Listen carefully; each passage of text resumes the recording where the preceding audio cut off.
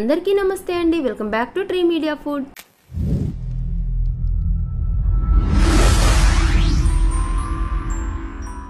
ఎలా ఉన్నారు అందరూ?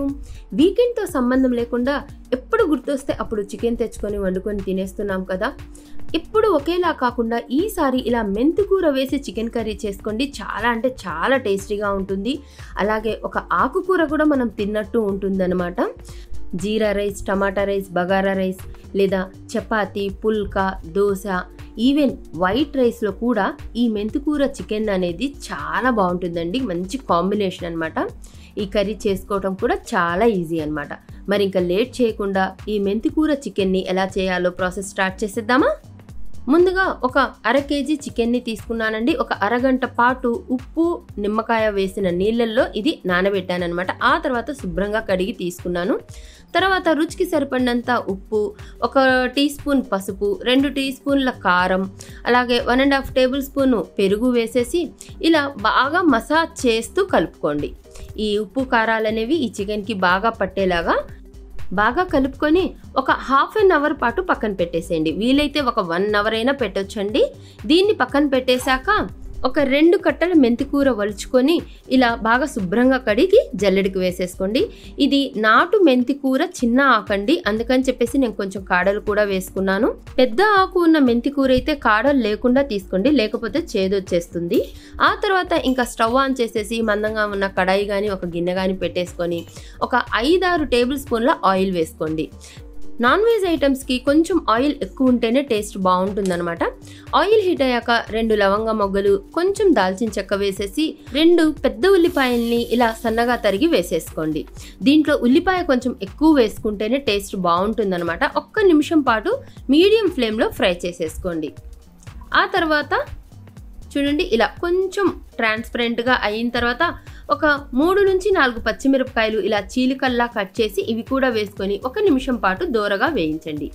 ఇప్పుడు ఇందులో 1 టేబుల్ స్పూన్ అల్లం వెల్లుల్లి పేస్ట్ వేసేసి ఆ పచ్చి వాసన పోయే వరకు ఫ్రై చేసేసుకోండి.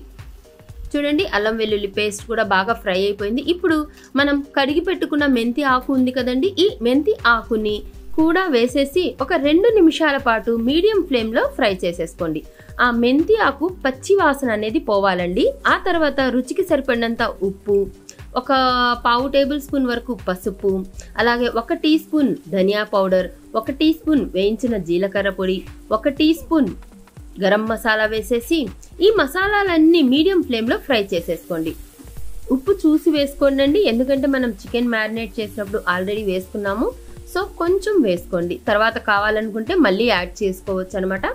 ఇది మీడియం ఫ్లేమ్లో ఒక 5 మినిట్స్ వరకు ఫ్రై చేసేసుకోండి. మూత పెడుతూ మధ్యలో కలుపుకుంటూ ఒక 5 మినిట్స్ ఇలా ఈ మెంతి కూరని ఫ్రై చేసేసుకోండి. చూడండి ఇదంతా బాగా ఫ్రై అయిపోయింది. ఇప్పుడు దీంట్లో మనం మ్యారినేట్ చేసి పెట్టుకున్న ఈ చికెన్ని వేసేద్దాం. ఈ చికెన్ మొత్తాన్ని వేసేసి బాగా కలుపుకొని మీడియం ఫ్లేమ్లో మూత పెట్టి మధ్యలో కలుపుకుంటూ ఒక 10 మినిట్స్ వరకు ఈ చికెన్ని ఉడికించుకోండి. ఇలా ఒక 10 మినిట్స్ ఉడికించుకున్న తర్వాత చూడండి చికెన్ ఎలా దగ్గర పడిందో, గ్రేవీగా దగ్గర పడింది కదా. ఇప్పుడు ఇందులో ఒక 1/2 కప్పు వరకు లేదా 1 కప్పు వరకు వాటర్ యాడ్ చేసుకోండి. మీకు కావాల్సిన గ్రేవీ కన్సిస్టెంట్ని బట్టి వాటర్ యాడ్ చేసుకోండి. గ్రేవీ ఎక్కువ అవసరం లేదనుకుంటే తక్కువ వాటర్ యాడ్ చేసుకోండి. కొంచెం ఎక్కువ కావాలనుకుంటే 1 కప్పు వరకు వాటర్ యాడ్ చేసి మీడియం ఫ్లేమ్లో మూత పెట్టేసి ఇంకొక 10 మినిట్స్ వరకు ఈ చికెన్ని ఉడికించుకోండి. ఆ ముక్క కూడా బాగా ఉడికిపోతుంది అనమాట. ఇలా ఫైనల్కి వచ్చేసాక మీకు ఆ గ్రేవీ సరిపోతుంది అనుకున్నప్పుడు 1 గుప్పెడు తరిగిన కొత్తిమీర, అలాగే కొంచెం పుదీనా కూడా తరిగి వేసేసుకోండి. నాకు పుదీనా ఫ్లేవర్ బాగా ఇష్టం అండి చికెన్లో, సో నేను ఎక్కువ వేసుకుంటూ ఉంటాను. మీకు నచ్చితే వేసుకోండి, లేకపోతే స్కిప్ చేయొచ్చు. ఇంకొక 5 మినిట్స్ సిమ్లో ఉడికించేసుకొని ఇంకా స్టవ్ ఆఫ్ చేసేసుకొని వేడివేడిగా సర్వ్ చేసుకోవడమేనండి. ఇది వేడి మీద కొంచెం పలుచగా ఉన్నా కూడా చల్లారాక బాగా చిక్కగా అవుతుందండి. చూడండి ఇలా ఉంటుందన్నమాట. ఇది నేను ప్లెయిన్ రైస్, వైట్ రైస్లోకి చేశానండి. సో కొంచెం గ్రేవీ ఎక్కువ పెట్టుకున్నాను అనమాట. అంతేనండి, సింపుల్గా మెంతికూర చికెన్ కర్రీ రెడీ అయిపోయిందనమాట. చాలా అంటే చాలా టేస్టీగా ఉంటుందండి ఈ కర్రీ అనేది. మీరు కూడా ఒకసారి ట్రై చేసి చూడండి, ఎంత బాగుంటుందో మీకే తెలుస్తుంది. మీరు కూడా ట్రై చేశాక ఎలా వచ్చిందో నాకు కింద కామెంట్ చేసి చెప్తారు కదూ. నా వీడియో కనుక నచ్చినట్లయితే లైక్ చేయండి, షేర్ చేయండి, సబ్స్క్రైబ్ చేయండి. థ్యాంక్ యూ సో మచ్ అండి. Thank you.